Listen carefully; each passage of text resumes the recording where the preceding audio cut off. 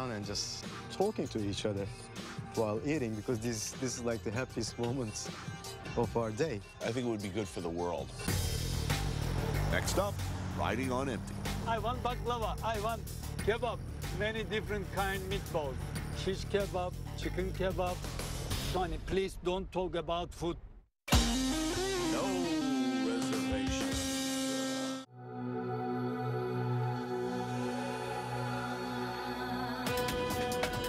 The hours before dawn are usually a quiet time in Istanbul, as in most cities. But I'm visiting during the holy month of Ramadan. For practicing Muslims, that means a total fast from dawn to dusk every day for around 28 days. Not a sip of water, not a bite of food, and we're only in week 2. So for working Muslims in particular, that means a very early rise for breakfast. We are going to eat sahur. Sahur means midnight eating in the morning. Meet Ishan, Muslim, working taxi driver, historian, guide, entertainer, critic, jack of all trades, and character. It's 4:30 in the morning, and no way I'm up at this hour, but for Ishan, this is his regular routine for the rest of the month. Even hungry and sleep-deprived, he can't help but do what he does so weird and so well. Behind this wall, the Greek church. This is Jewish hospital on the right side. This is the Bulgarian church, about 100 years old, completely metal. Döner kebab. This is it. Last chance to eat or drink anything until after dark. This is my food until evening 8 o'clock. There are a surprising number of people already up and out at this hour. First prayers of the day come right after this meal.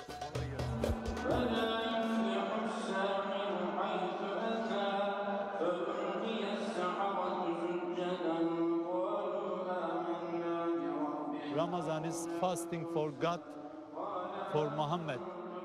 Little bit less work, little bit more religious thinking.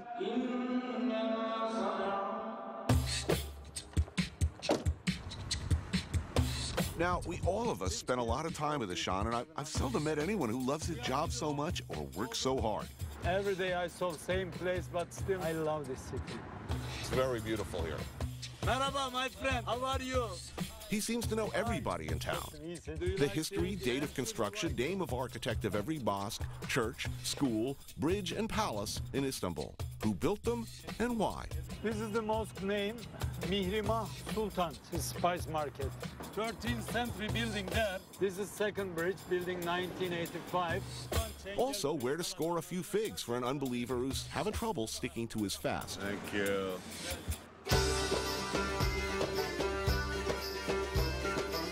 Let's go like real taxi driver.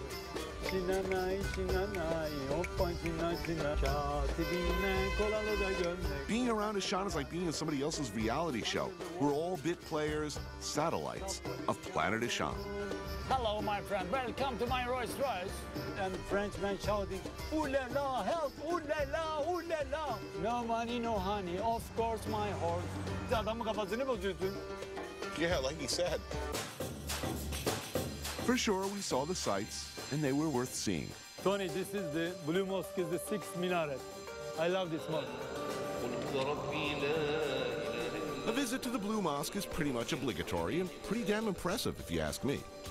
But what will stick in my memory is the teenage tourist girl in bustier, high-riding hot pants, and the kind of 6-inch clear lucite heels that always say class. Worse, she was with her mom. I mean, would you wear like a Speedo to the Vatican? I mean, Mom, your daughter's dressing like she's going to work giving to motorists. Come on. You know, Mom, when you're taking your daughter to a mosque in the middle of service in a Muslim country, it's like, what are you thinking? Someone doesn't care. They should be care because people come here to pray. I'm just, yeah, I'm sorry about that now. No, I agree. Wonderful. Getting crazy from hunger now. I want baklava. I want kebab, fish kebab, chicken kebab. Tony, please don't talk about food. Tony, do you like here? This mosque name is Sultan Ahmed. This is 12th century. This flag is color blood. Now you can see. Look, let me go now. Come on, come on. Come on, Tony, come on. We are seeing a lot of plates, more plates. Over there, this is cistern. Sorry, this is the building 6th century, 542 the years. Inside, 360 column, 12 by 12. Incredible, like a magic inside. I wandered the Basilica cistern for a while, the massive atmospheric subterranean space that used to store the city's water supply. It's really something to see.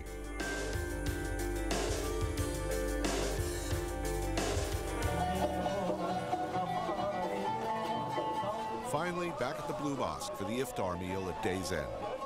Follow the smell of burning meat. Sometimes after I've been traveling a lot into many different places, I forget for a moment where I am. When people are friendly and English is common like here, things start to lose their foreignness. One place becomes like another. Families, parents with kids, familiar Western brands. I feel both at home and nowhere in particular. But then something, some small detail, a sound, a smell of something cooking, brings things back into focus. Once again, I'm outside looking in. The call to prayer signals the end of today's fast. So how's that feel? Good? My headache is getting slowly gone.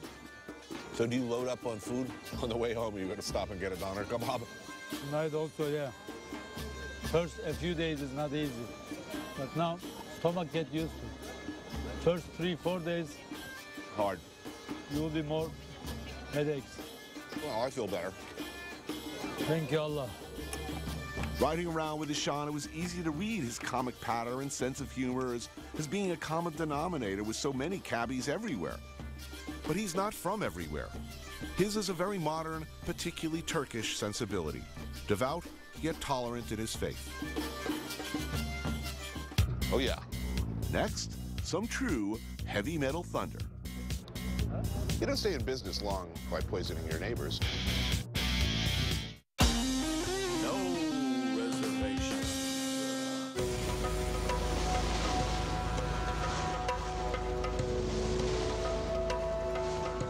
The Bosphorus is a busy place. Oil tankers, ferry boats, naval vessels. Oh, and fishermen. Lots of them. Work in the waters of the Black Sea, the Mediterranean, and the Bosphorus that connects them. The mussels, I've heard, are especially good, a sort of much-loved local favorite. A bit notorious, actually, as they're rumored to be illegal. Mussels filter heavy metals out of industrial waterborne waste materials and solvents, the kind you get from, well, oil tankers and ferries and naval vessels.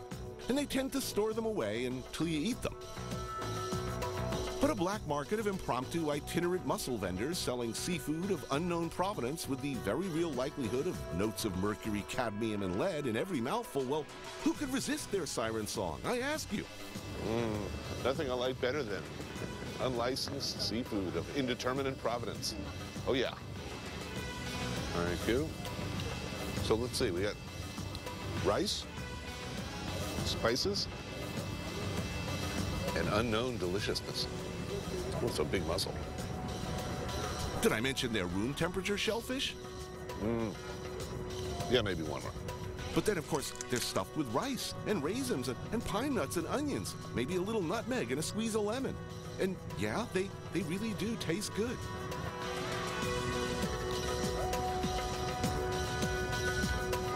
I think they just keep coming until you stop them.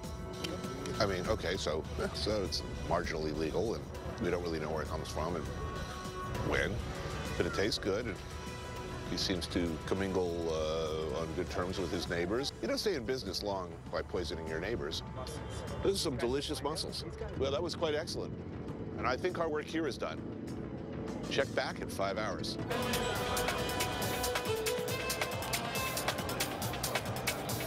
Tonight, meze.